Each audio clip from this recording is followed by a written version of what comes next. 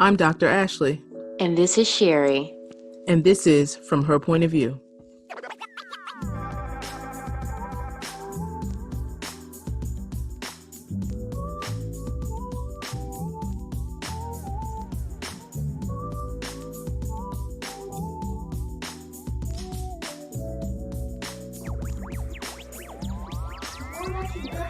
Okay, so a couple of weeks ago, Sherry and I, we were having a conversation about abuse.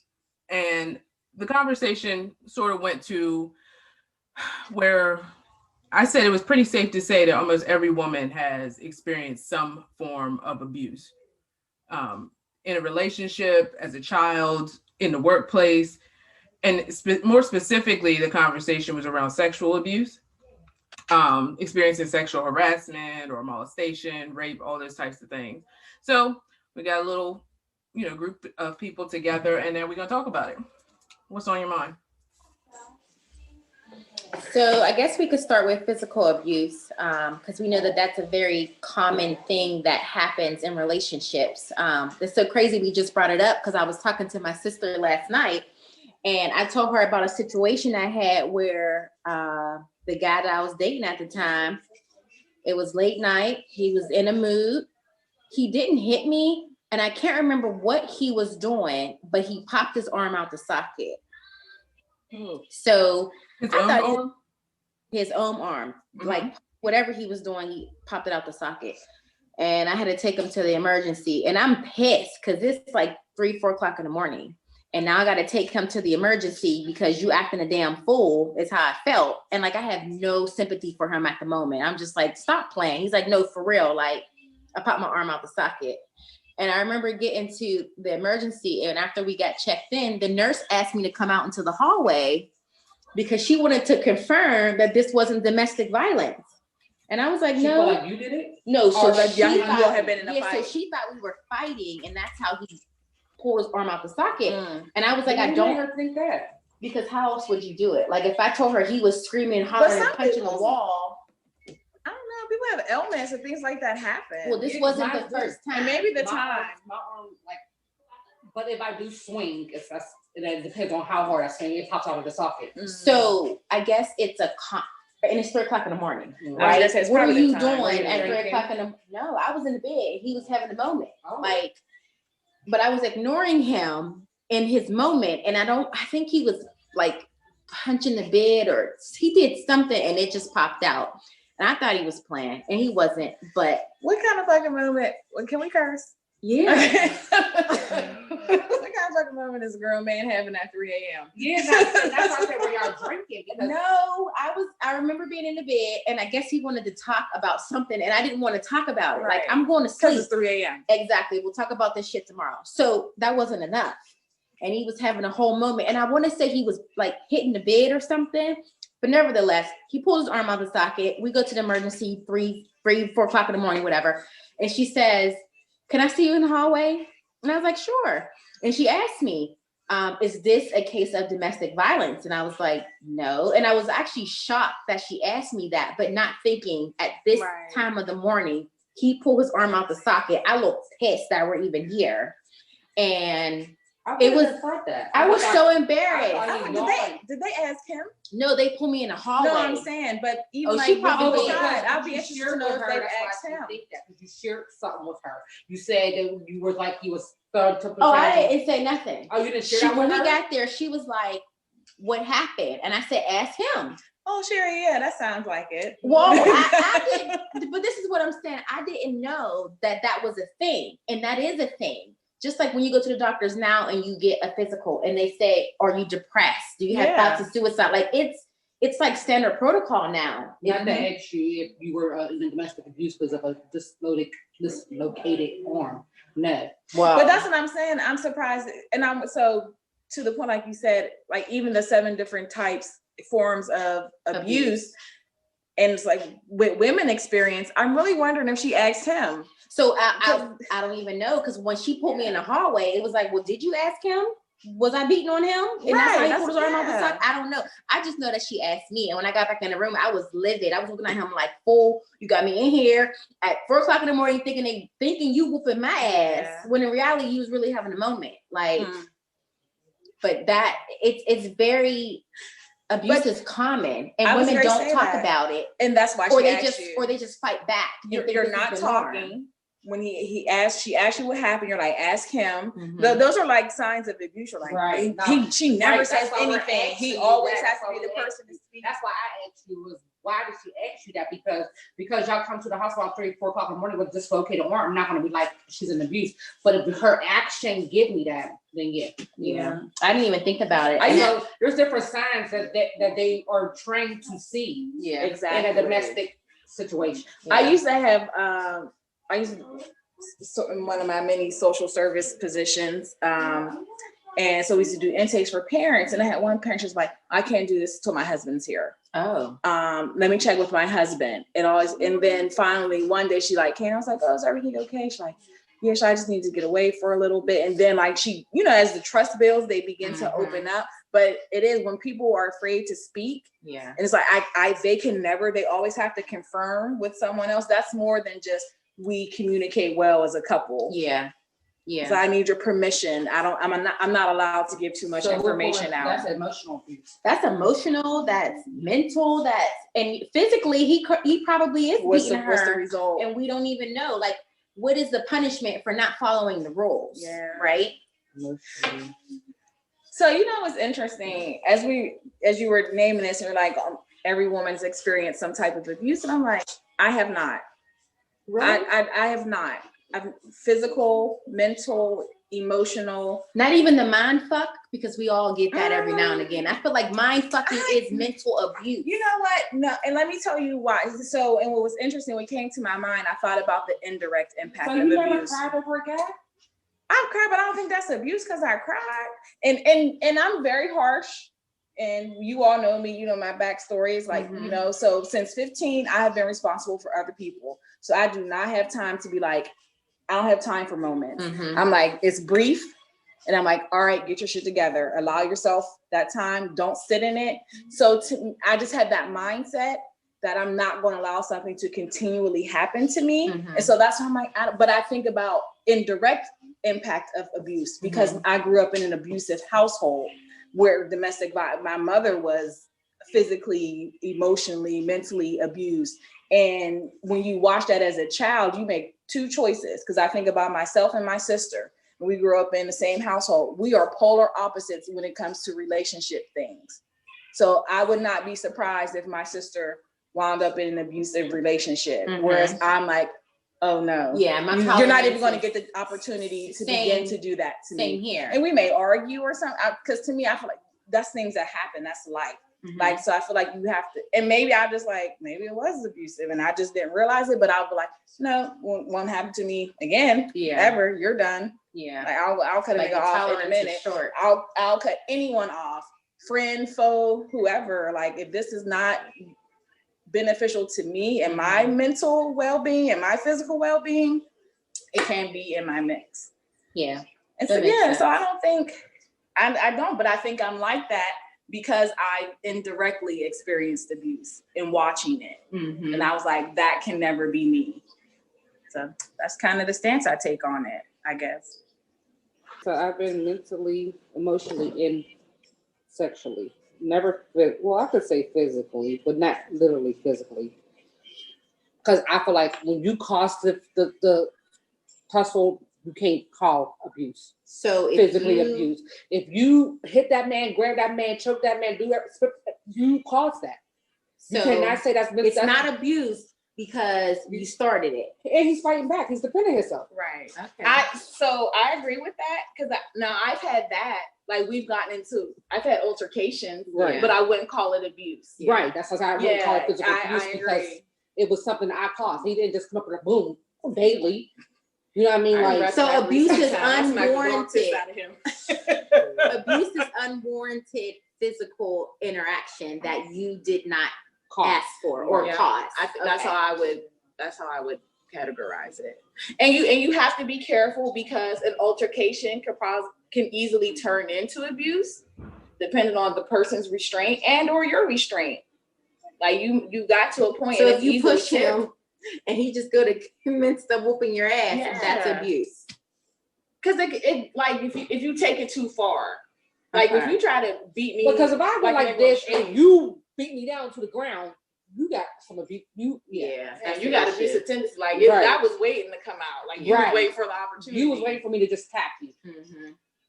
I when I'm just a reflection of socking butt right in the face. I was like, oh, please do not hit me. Because it was like, and it was like a heated moment too. But it's like the way I swung. Oh man, I'm tearing up because I was kind of black. It's like, you know, he got the right to have a reflex. Yeah. Right. You know what I mean? Like reaction to that. So you can't, but I was thankful that he didn't. And you know what? And I think I'm very biased in situations like that, Tasha, that I agree. Like if you do that to a man and they defend themselves, like you want that man to have restraint. And I say I'm biased because I'm a boy mom. Because I don't want my son just allow some right. Yeah, and I'm like, you know, don't hit a woman. But don't be now, letting her. but don't let somebody, like you might have to baby shake the shit out of a female. Yeah. But like don't and call somebody so that Yeah. you don't, because it's a fight. That's so crazy. A friend and I were talking about that the other day. Her brother is in a situation like that, and his girlfriend literally be whooping his ass because he does not want to hit her. Yeah, no. And he continues to.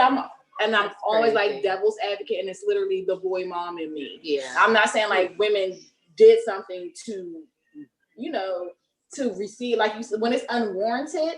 But to your point, Tasha, I'm always cautious of provokers. Yeah. And because I've seen that in work, I specifically with interracial relationships. Really? I had a family that I worked with before, and it was a domestic altercation, and she called the service, so we had to go in and services. And she was like, you know, everything's okay. She's like, Was she white? tired. He was She black? was white. He was black. Now I was there before the police came, right? And she's like, yeah, you know, we just got into an argument, and then so CPS had been involved because they had got into domestics before, and one of them like kicked the kid or something. So this wasn't new, but she was super calm. And then as soon as the police came, when I tell you she got amped up, and low-key started trying to attack him. Like she was like, she just kept saying stuff and just like poke, continuously poke the bear. Because now if he reacts in front of the police, He's going to jail. Yeah, which is why in a lot of states they there. changed. If you call for a domestic, they'll take both of you. Yeah. Because you don't always know the full story. So I think seeing things like that and my boy mom bias, I'm always just cautious. Very. That makes sense. Ashley, you're a boy mom, so do you agree that you might be a tad bit biased when it comes to the abuse part and how your son would react to being in a relationship with someone who may be the poker? Well, we've had the conversation about not starting the fight, but you don't let anybody put their hands on you. So Right. you need to respect the situation. And if she's going to be that way, you need to leave. You need to get out of that. You need to leave the situation. Yeah. Before it escalates. Because as the man, especially as the black man, it's going to be your fault. Yep. And call your mother, because I'll come whoop her ass for you. That's why. Don't call me. I'm not doing that. You don't gotta hit her, son. I got you. Right. What did you do first? Right. So I know, like, I don't want to be popping off and you done ran around and You was doing crazy stuff. You provoked her. You punch your balls at 3 o'clock in the morning and dislocated their arm. Yeah, that's what you did. Swear. Oh my goodness. Well, even if you specifically haven't been in the physical abuse relationship, if you have friends that have been in that type of situation, what's that communication with them like? When you see that your friend is in a situation where her significant other is putting his hands on her and she's either taking it or doesn't know how to get out of it or is unsure of just what to do. Like, how do you have that conversation, or do you? I've never had a friend ever that I know that was in a physical abuse relationship. Mm-hmm. And especially as an adult, like I knew a friend that let a guy hit on her here and there, but not abuse her where she's covering up her face with makeup every day to hide a black marks or not. I never ever had a friend that I know personally gone through that, so I don't know what I would do. But you have It's still friends. abuse though. It just who- wasn't as extreme. Yeah. Right. So you have friends who have had altercations with their spouses, but Right. you don't consider it abuse. You consider it, y'all got into it. Yeah, it's Arguments. altercation. I mean, now, see, I look at abuse as far as physical abuse because I did have a relative that was in a very bad physical abuse relationship, and I hate it to this day. She's still with this man 40 something years later. And when I say we were, now I don't know how much he is now, but prior, he broke her arm, he broke her. I mean, she used to have black eyes all the time, like badly, like he beat her ass all the time. But as a teenager or as a kid, what do you tell someone that's an adult going through this and you see it and you know it? Like I knew he did this stuff to her, and I'm like 9, 10, 11, 12, like, and I knew that it was going to continue because I feel like once an abuser, always an abuser. Yeah. Especially physical abuse. Once you hit me, like once you like foul me, and That's in me. that's in you. Yeah. Because if you could take that much anger and punch a female or choke a female or anything with a female, that's in you. Now, as a friend coming to me, I never had a friend come to me and say, oh, he just hit me. No, I had a friend come to me and say, we was arguing last night, got heated, he pushed me, I pushed him back. Or I had a friend like stuff like that. But I never had a friend like, girl, we were just arguing, he just cold cocked me in. I don't, you know what I mean? Like he does this often, and we, you know, or just someone that just hit you for no reason. Yeah. Or someone is jealous. Like the person I knew, the dude was jealous. She was a beautiful woman, took very good care of herself. You know, I mean, could have anybody in the world she really wanted to, but she was gun-ho off of this guy. And he, to this day, still abused her, and she's still with him to this day. Mm-hmm. That's almost like, so I'm talking back to like, what do you do as a child? Because my father was an abuser like that. I've seen him abuse my mother. I've seen him abuse girlfriends, and it's so weird because you're like, that's my dad, and I love this person. But when my father passed, I said that at his funeral, and I was just like, I admire like my mother and one or two girlfriends who stuck it out. Others I did not admire because they were just bad. But you know, that was growing up in the 80s and everybody was getting high. So Yeah, so it's a little different. But I said, I was like, you know, my father was a good father. Now, unless someone tried to do something like that to one of his daughters, he'll catch a case. And I was like, but he was a horrible partner. And I was like, and I told him, I said, I admire your strength, because when my dad was like the end of his days, she was coming to the hospital with me and, you know, just checking in. And I was Despite all, like, you tried to take my life, you know, on multiple occasions. And so it's like, how do you balance that? Because you're just like, as a kid, you just like, not even so much as a kid, but the fact that that's your parents. So like, how it happened as an adult is you have your guard up. Oh, no one's never doing that to me. Yeah. I'm never going to do that. Or I'm never you see this. that as being the norm. My dad beat my mom, so this is love. I got smart with him. I earned it. You make excuses. You rationalize that. People rationalize those things. But I'll go beyond even, because I know we talk about physical, like the mental. I don't know. I think I'm just having a hard time specifically with the term abuse, because it's like, and I think it could be. I'm not a clinician, so I'm not going to be like it's, you know, X, Y, and Z. But Tasha, when you said about, you know, she was so pretty, she could have been with anyone. It's like, and there's something in you, and I feel like people prey on that. They prey on the weak-minded and say, this person is so beautiful, but I know I can have control over this person. And so to me, that is more abusive, more damaging than physically hitting on me. Yeah. Like when you, but that breaks my mind. mind. Yeah. Because once they control your mind mentally, they can do anything they want to you at that point. Like, and you'll fall for it every single time. So yeah, and like you're right, people do prey on that. People prey on other people's weaknesses, especially when they know what they are in a relationship. That's why you got to be extremely mindful with who you allow yourself to get involved with, and watch how they interact with other people. That's an indication of how they're going to interact with you. So how you feel, Ash? Huh? I was taking it all in. Say something? I went and because you mentioned the word abuse, so I went and said let's get a clear definition of abuse. And so one of the definitions is to treat with cruelty or violence, especially regularly or repeatedly. So there's that aspect of violence and the fact that it's happening over and over again. So earlier in the conversation where you mentioned, okay, we got into it, it was maybe a shove here or there, that was over. But then you mentioned late, Tasha, about the family member who that was happening over and over again. And so I think there's a difference there when there's one interaction versus something that's happening over and over again. Repeatedly. Right. Now that will be the form of abuse. That's why I say I don't feel hitting somebody one time because you're reacting for something they did is an abuse. But when you constantly downing this person, fighting with this person, breaking this person's bones, touching them in their eyes, that is abuse.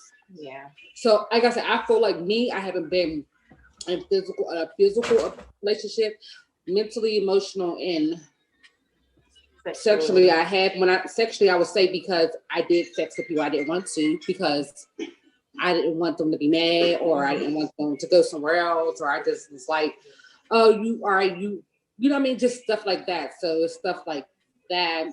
I had a camp counselor touch me a time or two. I reported it. I had my uncle touch me once, and he asked me, did I want him to stop it? I said, yeah, but I told on him. I believe people do certain things to people they feel they could do it to. Yeah, it's preying on your weakness. So when it comes to that, I think that people feel like, oh, she wanted it because how she may have acted, or how friendly she was, or how outgoing she was with you. So that's where, like, sexually abused, I've been through that a lot. Mentally and emotionally, I've been through it a lot in my relationships, not just boyfriend, girlfriend, but female relationships as well. Only because you might care and love about somebody more than you're not getting the same in return. When I'm meaning as far as a relationship with a friend is because you might feel like, oh,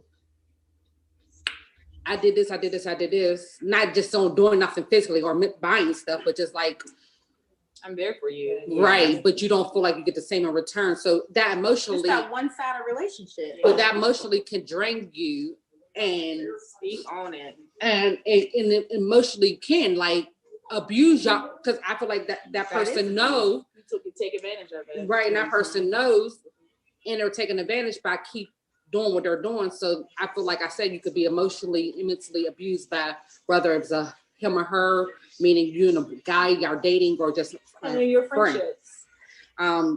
So abuse can be, it's not just negated upon being in a romantic, intimate relationship. It could be family, it could be friends, it could be co-workers as well. So, Right. It can yeah. So since we covered physical abuse and now we're touching on emotional, let's talk about that a little bit more.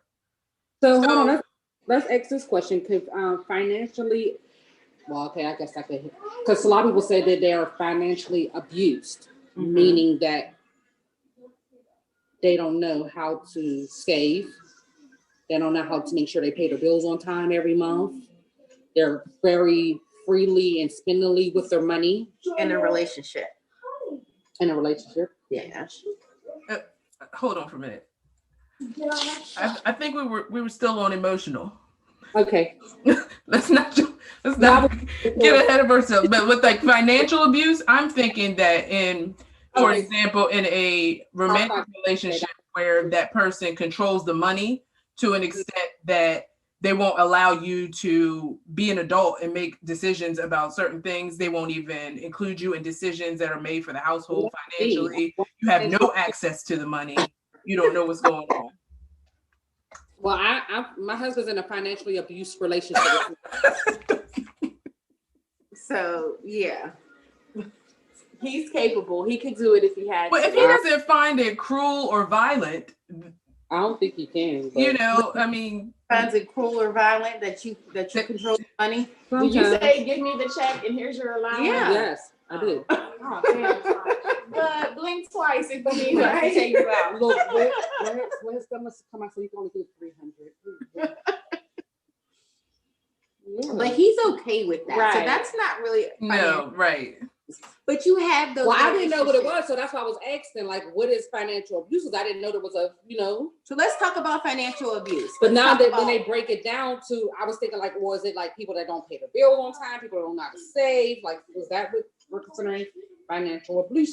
But I guess what you guys just said make it clear. So let's just go to emotional. We could go to emotional, then we can work our way. But that's not really a fun Let's one. define where we go. We doing emotional, or we doing financial right now? Okay.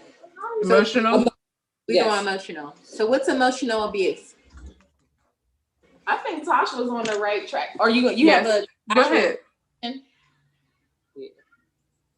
Ash, you got a definition? I'm looking right now. Oh, okay. Okay, so emotional abuse in relationships occurs through behavioral patterns meant to break down a person's self-esteem and is a form of domestic violence. So it basically attacks not the physical person, but the emotions of the person or the person's self-esteem, how they feel about themselves, their capabilities and things like that. But like how she talked about her family member who could have had anybody she wanted to and she was beautiful, this man broke her down. And he found the one thing that would keep her in bondage with him. And she probably lost respect for herself. She probably didn't look at herself, you know, in a way that was like she felt pretty or like she was beautiful or But you know, but what's the one thing without knowing that? And I'll probably get more into like the financial thing because that probably could I think possibly could have been it. I think it's more like Sherry said, what you can provide for her. So if you have to provide her a good time, some money, some stability meaning like making sure the bills is paid. But he wasn't doing that. But it wasn't even. It was the getting high remedy. Oh, well, yeah. Oh, that's a big factor. Because you're like, if you get high, Oh, yeah, if you getting high, it's a little intoxicated, different. are natural. But when you speak about emotional and touch, you started on that. We said it could be a friendship. Now, I have experienced that with friendships. yeah. I had a friend from college. We were very close. It's a group of us. We were all extremely close. You know one another's families, like tight. And every now and then, this person, we get into these spaces, and she's like, I just kind of got to focus on me. And it's like, okay, I respect it because I'm not a needy friend. I don't have to talk to you you all are my friends. You know that. Yeah. I don't have to talk to you every day to be like to prove your love. Yeah. I got to fight every night to do that. But this person, so you respect it.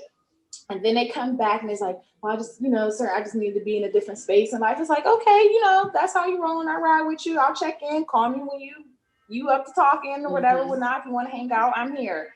But after a while, that becomes a pattern. And that person can even to the group. And she's like, well, maybe these friendships were formed that's what I thought I needed at the time, but I didn't. And I just can't have these. I was beginning to put the things we do over my values and like who I am as a person. And I'm sitting there listening. I was like, what the fuck? Like, you act like we a cult or something. Like, no one's asked you to do. No one's in this friendship because someone made you be here. Like, these are bonds that were formed, and if you feel like they were disingenuous Or it's no longer conducive to the life that you're trying to live. Exactly, it's no longer beneficial to you. But when you're in need, they support want us to be here. You want us to be there when you're in need. And so at one point we had and you got other friends in the circle. I'm like, hey, have you talked to such and such? Like, I've been reaching out because it was one of them type of things. It's like, I'm gonna call Tasha, but I'm gonna ice Sherry out. Now, mind you, I used to talk to Sherry every day, but I'm not talking to Sherry anymore. And so Sherry's calling Tasha like, you talked to Jamie? And Tasha's like, yeah, I just got off the phone where she's like, well, I was trying, she's not responding to me. So I'm telling other people like, you got to call her. Like, I don't know. It was one of them type situations. So here she comes again, I'm ready to come back. And she's like, that's why I wanted to say, get together, this group of us, and we have lunch. And I'm like, here. I'm like, and I remember saying, I was like, you can keep that.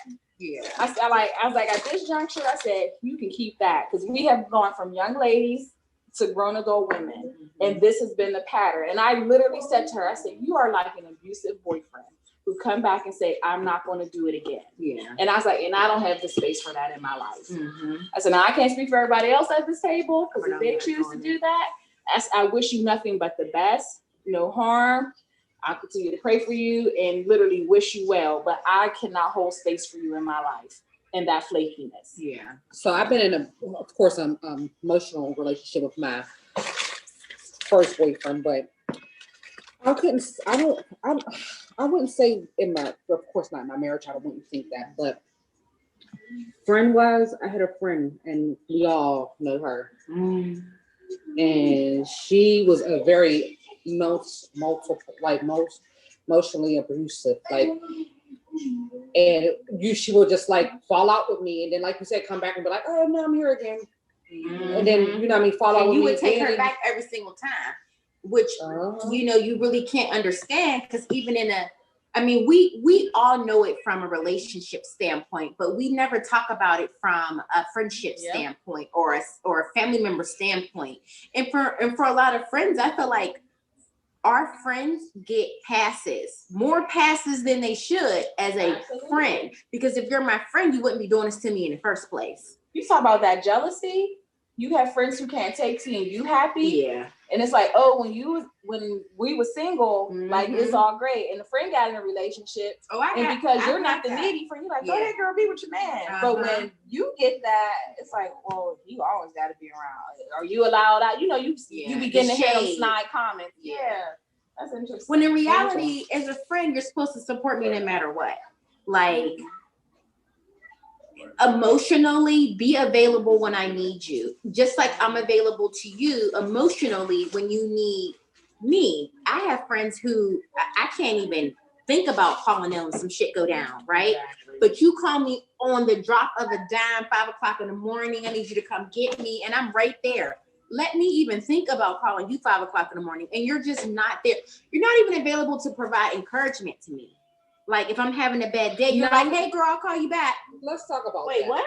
Let's talk about that. So do you feel because you came and picked somebody up at 5:00 in the morning and it happened to you a week later, but they can't because of X, Y, and Z?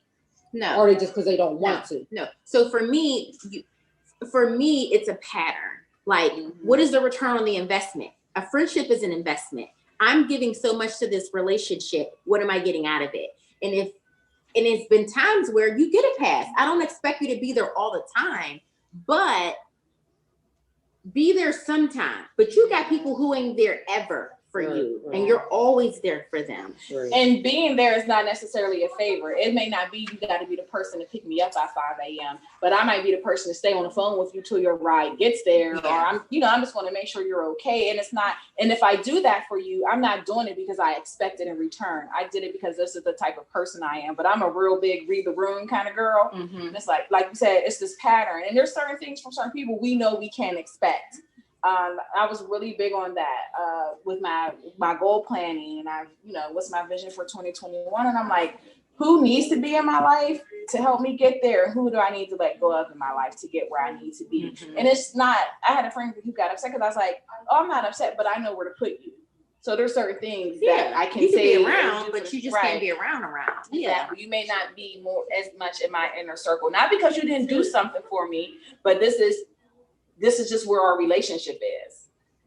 And I feel like we all desire that emotional attachment, that healthy emotional attachment in any relationship. And when you realize that is not there, that's when you have to decide, is it worth it anymore? How do we move on from this? Because emotionally, you're not contributing to what I need in this relationship. One, if you care, tell them, move on. One, if you don't, move on. Yeah.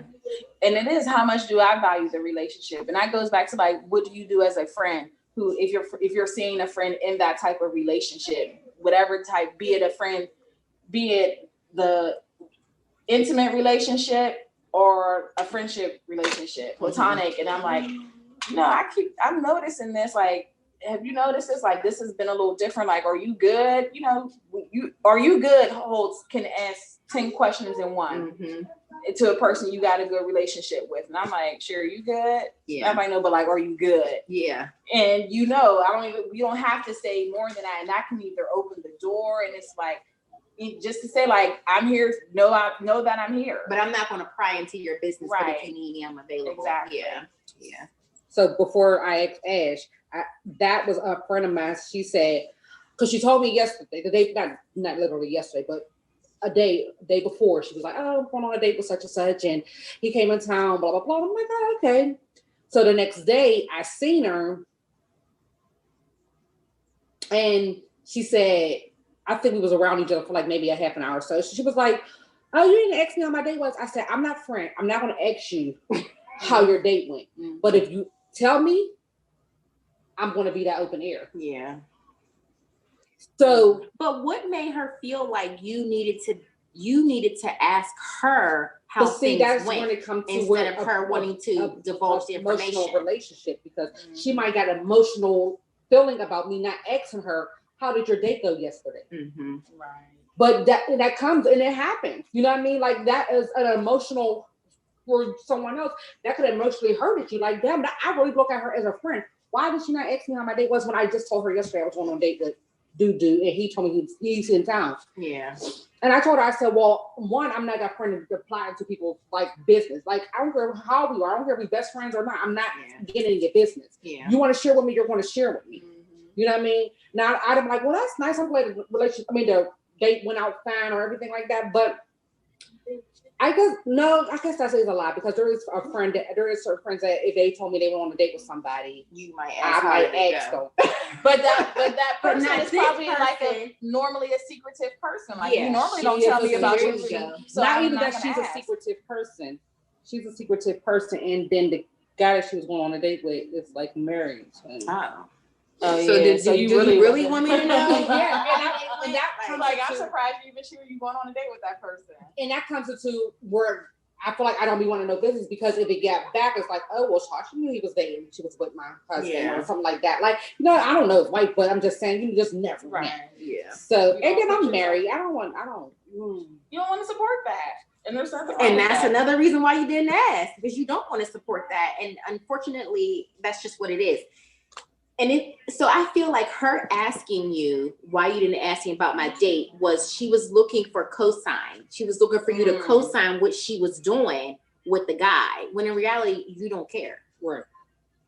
That's no. So, but emotional part, she could have been emotionally messed up, because it was like, dang, I look Yeah. at her as my friend. Why would she not ask me how my date went? Because nobody cares. And I'm not going to support it. Yeah, I honestly didn't care. But so, how do you feel about emotional abuse with friends? Dr. Ashley? I just be taking it in. Y'all be on a roll. This is great.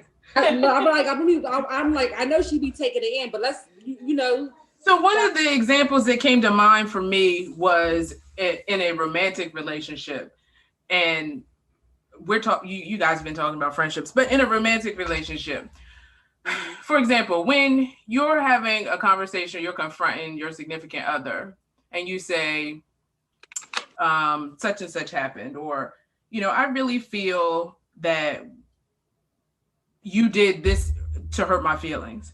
Instead of acknowledging it, they'll say, well, you did this. Okay. And they can never take responsibility for what's taking place. So instead of taking responsibility, they flip it, and it always becomes your fault.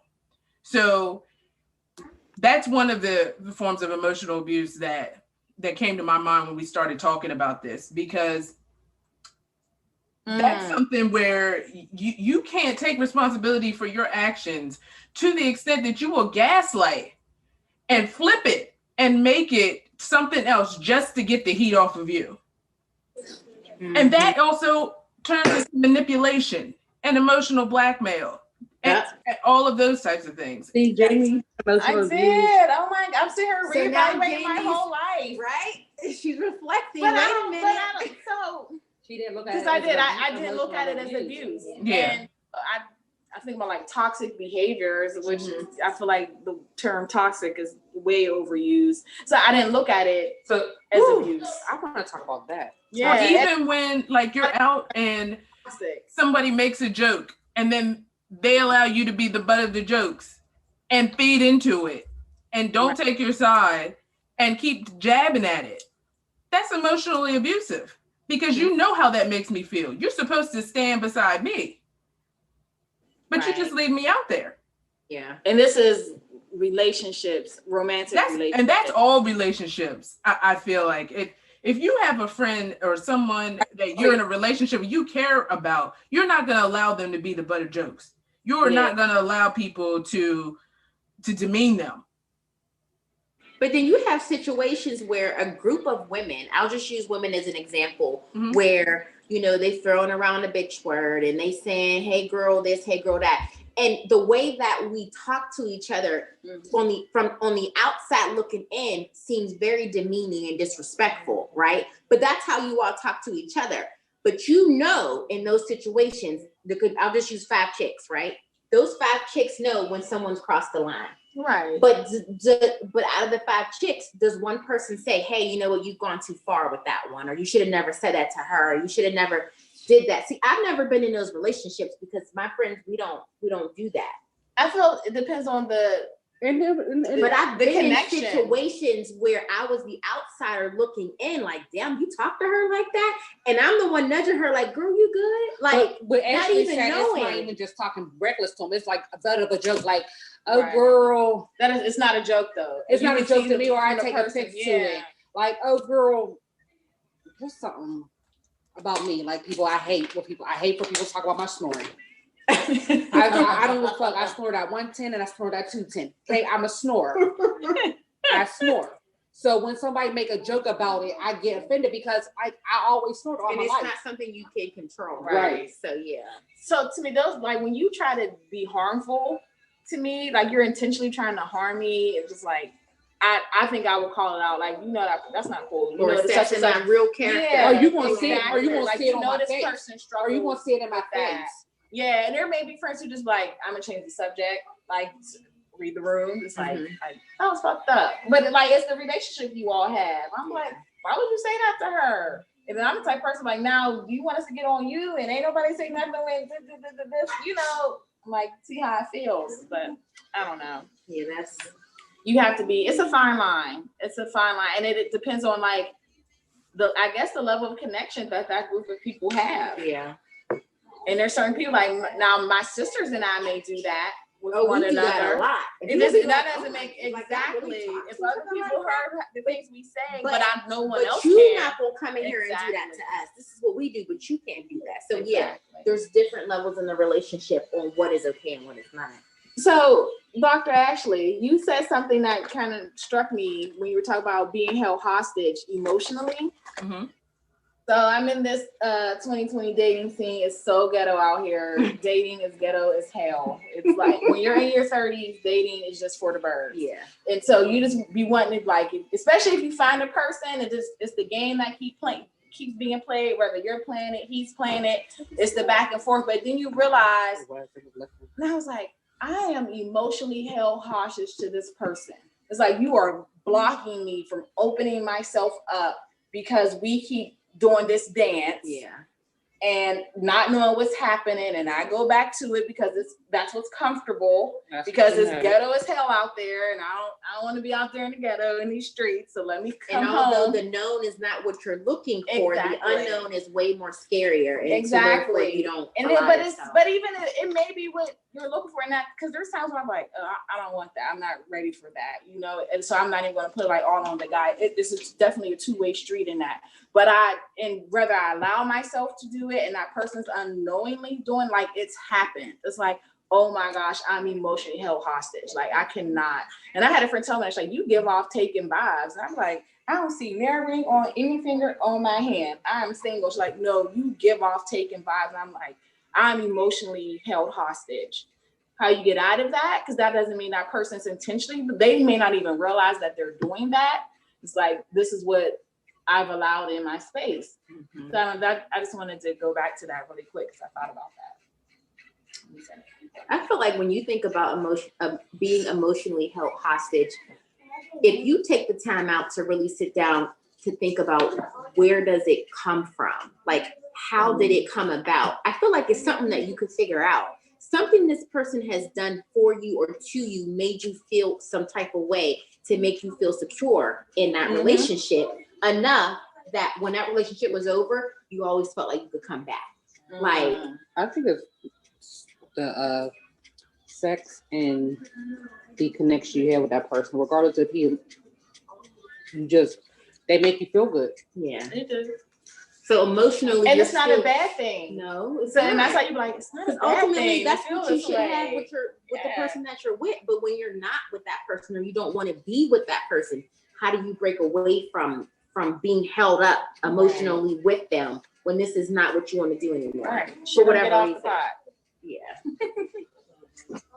That's hard. It is hard because it's something that feels good. Like it's Yeah. not a bad thing. Like this feels good over here. Yeah. But And you're then, like you said, you don't want to get to know someone new, and then it's so bad. Not just the time, just being around this person, but now you invested this time, so he's like, what do you do?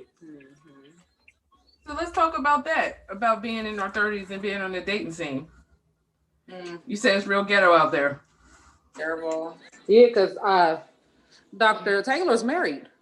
15 years. All right now.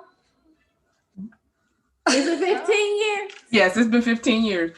But what I'm saying is, because it's so ghetto out there, are we settling for things that we shouldn't be?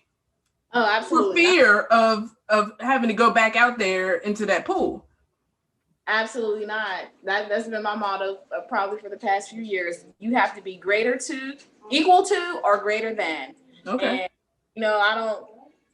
And when I say great equal to, it's like there's nothing wrong with a hardworking person. I'm degreed. It doesn't mean that the person I date has to be degreed, but you have to have something. You bring, like, I bring something to the table, and I want you to bring something to the table. And you may have no degree, but you are doing so well in life. You cause me to step up. Like, and if you make me want to be better, then I can get with that. But I'm not compromising myself to just.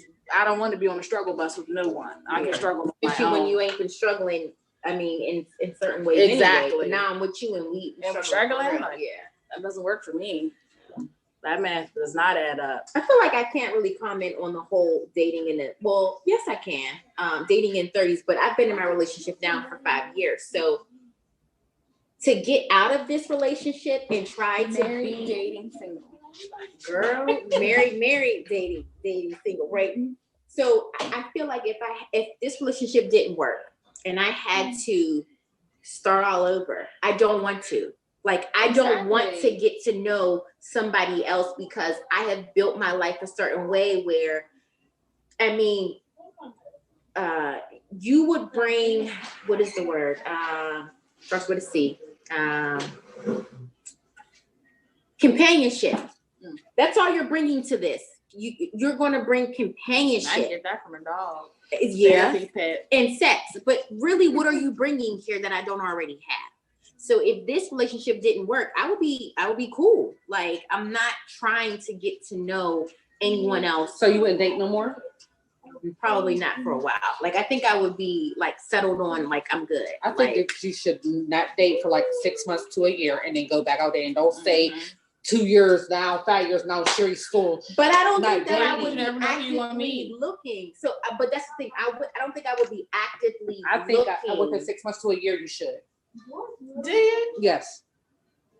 And then Yes. there's a difference between dating and then jumping back into a relationship. Right. I'm not saying Yeah. be That's with true. this person. I'm saying Yeah. hey, dating Bob today, you're going out with Mike tomorrow. Yes. That's what I'm saying. Health and allow yourself the options. Right. Healthily date. Do not Healthy. get in that one relationship with this guy that's just met and y'all happy, y'all moving together, not moving in together, but moving along. Because 3 to 6 months into a relationship is either, if you won't pass that 6 month mark, it ain't gonna go nowhere. Yeah. That's how I feel like if you I don't can agree pass with that that. 6 month mark, y'all are not gonna go anywhere.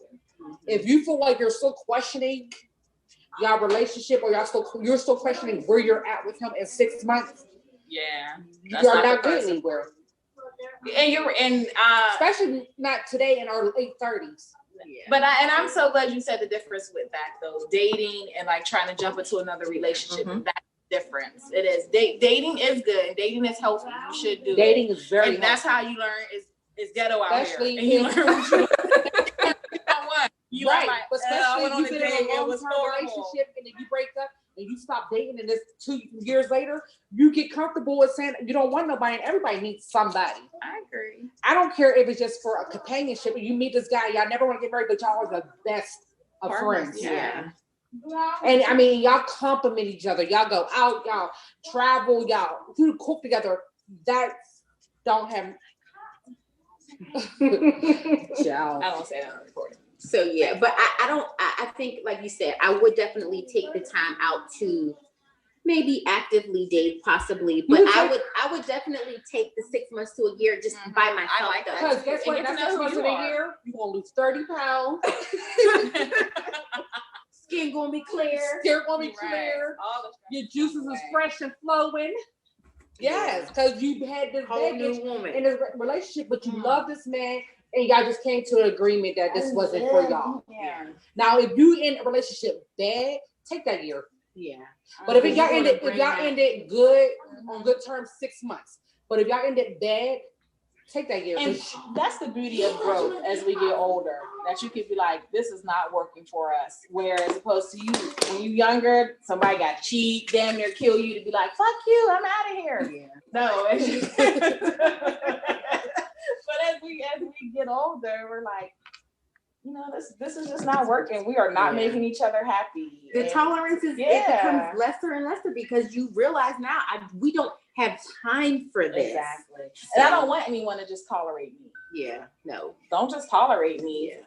Like, no, That's a good question to ask somebody that you're with. Like, I don't. So there's this game. What's the game called? It is called. Because my sister was Hold talking. on. She was like, "Oh, you all should play this game," but she was like, "You got to be open to being honest." And so some of the things she was asking me to ask, you know, It is my called. Oh, I'm sorry. Were you talking? because I feel like you want to be honest. What is it? The end couples edition. This is the one that me and Jeff do, and then this one is the family edition I do with my family. But you got to be honest with these questions, and you got to be able. I mean, to they're deep. These. Amazon. I actually got it from the website. It's called theskindeep.com. Theskindeep.com. You can watch the videos on YouTube and you can actually watch people having these types of conversations. Really intriguing. And at the stage of life that we're in, we need to be having these types of conversations because like you said, we were 20s, we had all this time. We got all this time. We can do this, we can do that. But now I'm still a young Tinder. we kind of need to get clear about what's going on. Even if it is that we want to play. Just be clear about it. Right.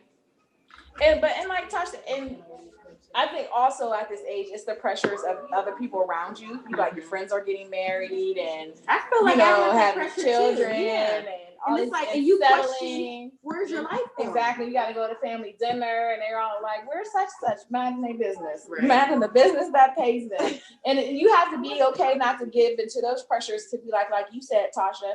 No, we're not married, but we are the best of friends, and we have such a great time together. And this is what works for us. And I've learned to be comfortable in that. Not Like, comparing that's yourself. one of my favorite phrases. What's understood between us does not have to be explained to others. Yeah. And I stand on it. I remember you said that to me 2 years ago when we was in New York. We had this before you got there.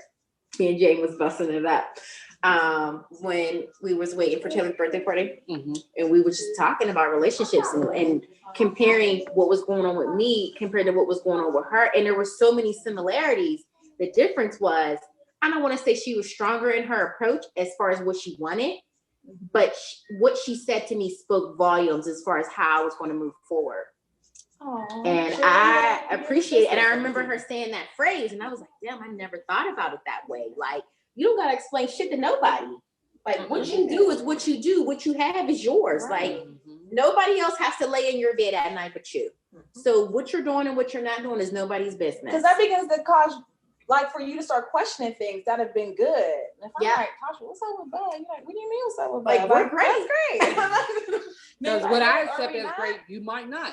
Right. Like, did you see something wrong? And it's not like I'm like, Tasha, I see the second time I came in this house, so you look like you just finished crying. That's totally different Yeah. than just to be like, well, what's up with y'all? What y'all going to do next? Don't worry about what we going to do next. Just watch. And social media Makes definitely sense. doesn't help at all. Because I swear around Christmas time, everybody was getting engaged, everybody was getting married, everybody's having 2021 babies. Like, and you be looking like, well, what am I doing? When in reality, what you're doing is just fine. It What you works need for to be you. doing. Yeah. And know this, one thing for sure, two things for sure. You could be with somebody you gotta be with someone that you could feel connection with. Whether it is y'all get married or if y'all become just friends. Y'all just be friends for a lifetime. Marriage is not for everybody. Marriage is not for everybody. And to me, it's just a title. It's just a title. Yes, it's nice to be known that somebody wanted to marry your ass. Somebody wiped you up, husband you up. But I feel like it's also nice to be. It's also nice to know that you have somebody, period. Like, regardless if y'all married or not. Right. Because they're like, especially if y'all have a good relationship. And I mean, not just, oh, that's we living in boyfriend and girlfriend. I'm talking about boyfriend and girlfriend that travel, boyfriend and girlfriend that to go out on dates once a week, boyfriend and girlfriend that, complete each other's sentences, boyfriend and girlfriend that's thinking of the same thing. Y'all are a unit. That is a unit, and no marriage could ever fix that. So, no. Yeah. So So not comparing what you're doing. You should never compare what you're doing with what somebody else is doing. You shouldn't compare, and you also need to set boundaries in relationships so that people know what they can approach you about and what they can't. Because I don't have any right to ask you what y'all doing. Mm-hmm. Yeah, I love you. You're my friend, but I have no right to be. So what's really good? Like, that's not my business. So you got to set those boundaries. Yeah. So let's discuss toxic relationships. What do they look like? And how do you consider one to be toxic? Well, let's start with me. I feel like I'm toxic. Why? Let's define it. Let's define what that means. Well, define toxic. No, you said you feel like you are. Just tell us So I what feel that like I'm means toxic. to you. Why I feel like I'm toxic? Because one, I'm lazy. I feel like I'm not a pusher. I'm an enabler. And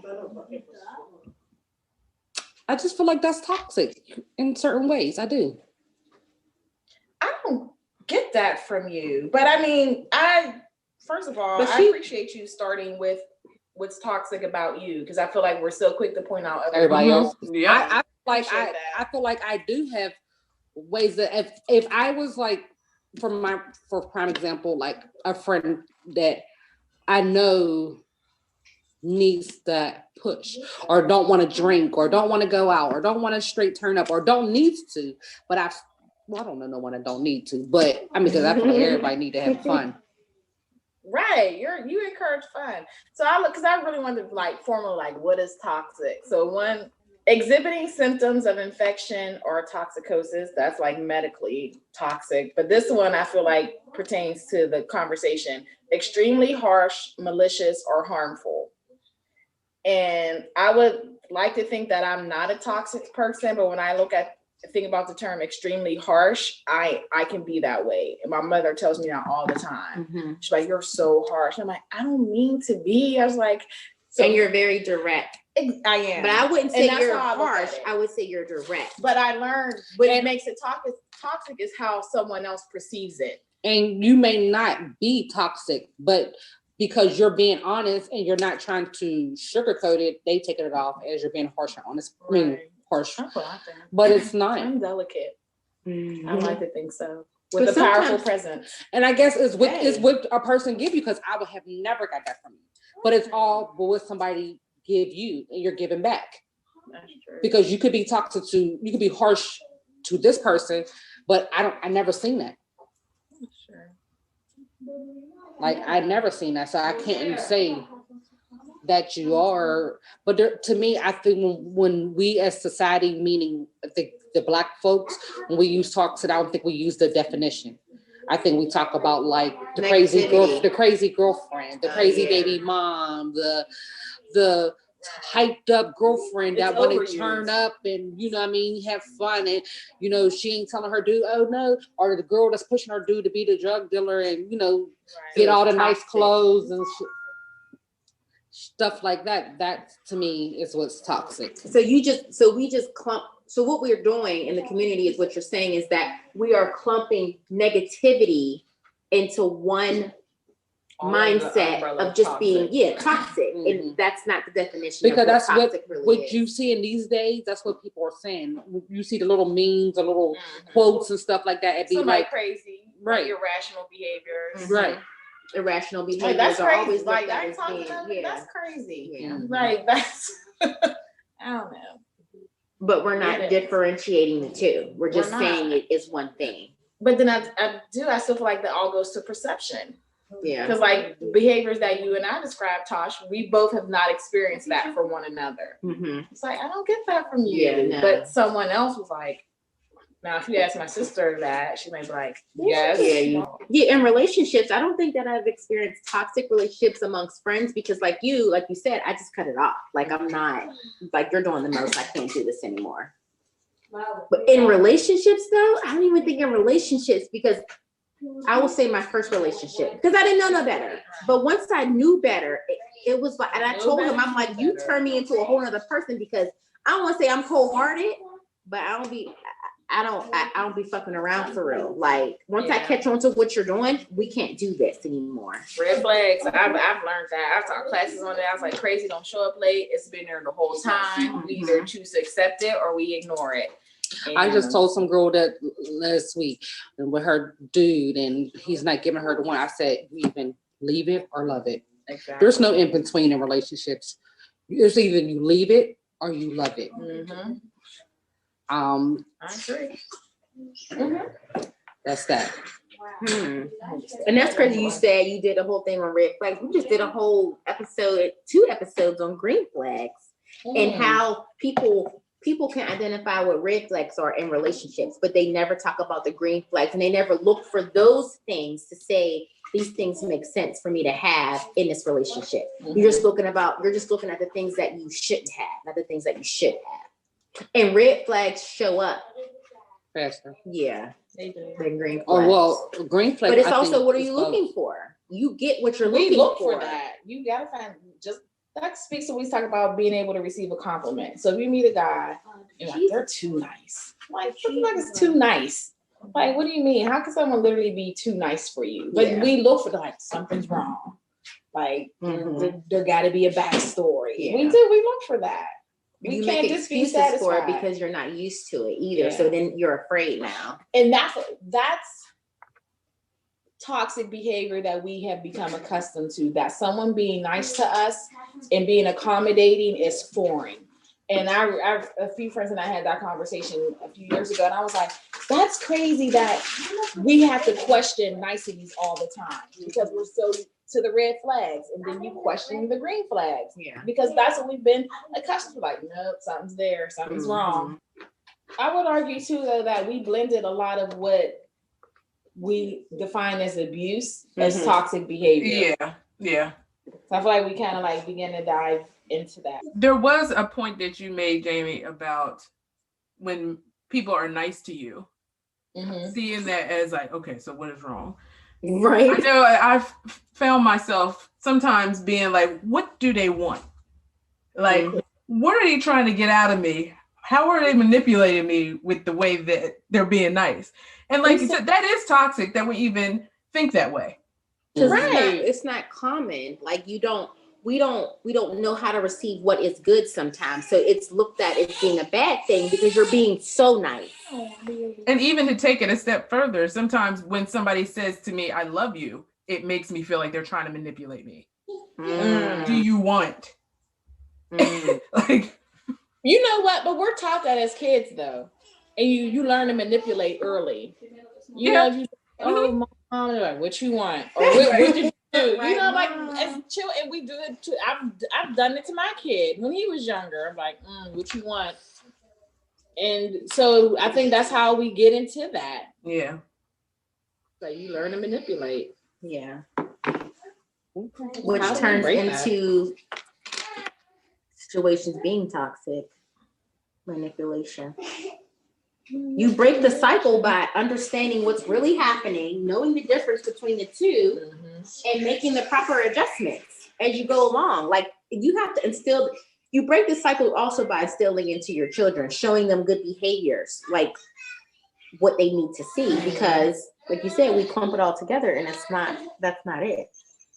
So do you feel like being like controlling, always have to be right or prove a point or have word for word with a man? It's toxic.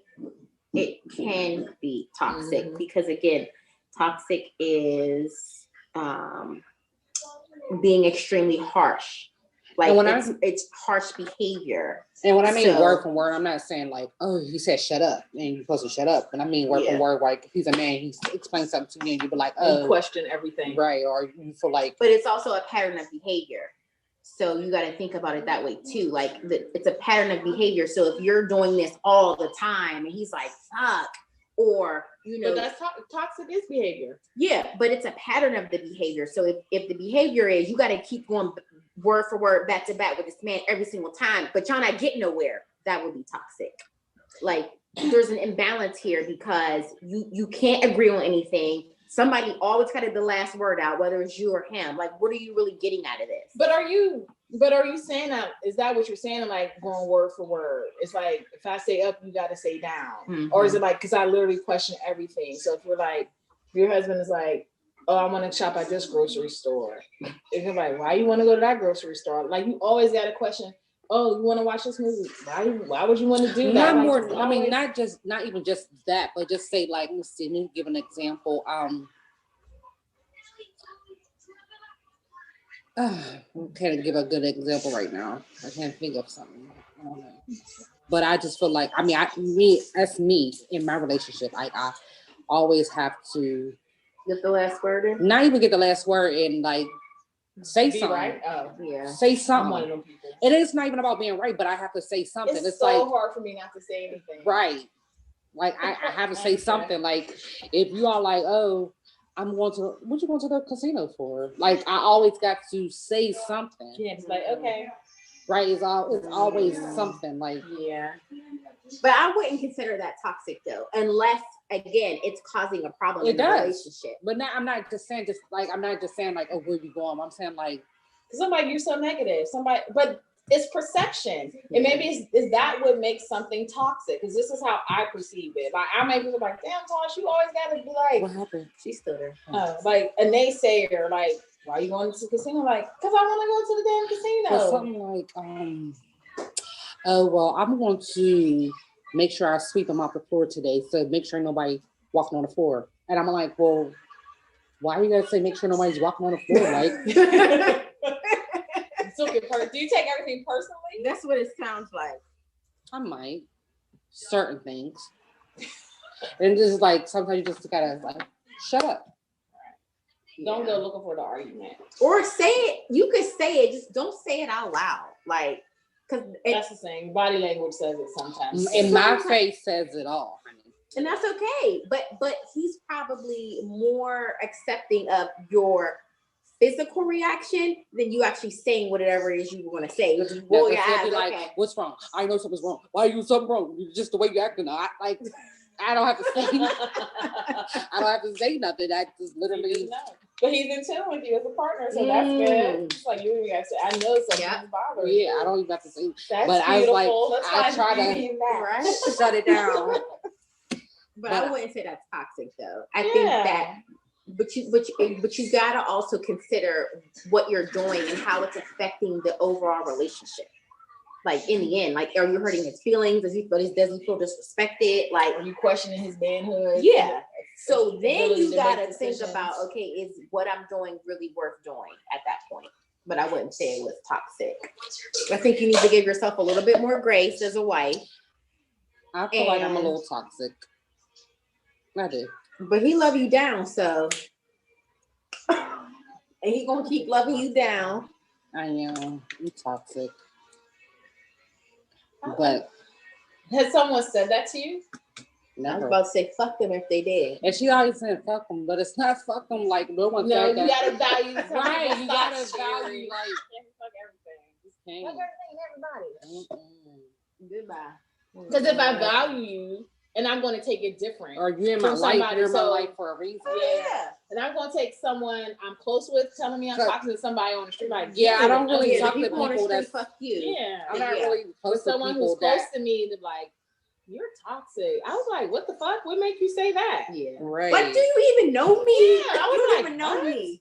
I am the But if you nicest know person me, in the world. if you know me and we bang like that, I respect what you say I Right. take it And to I want heart.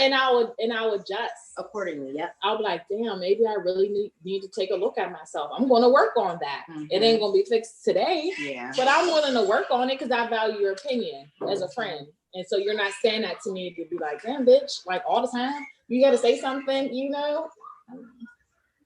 So Tasha, recognizing that you have this toxic behavior, what are you gonna do about it? Or is that just I try to change it.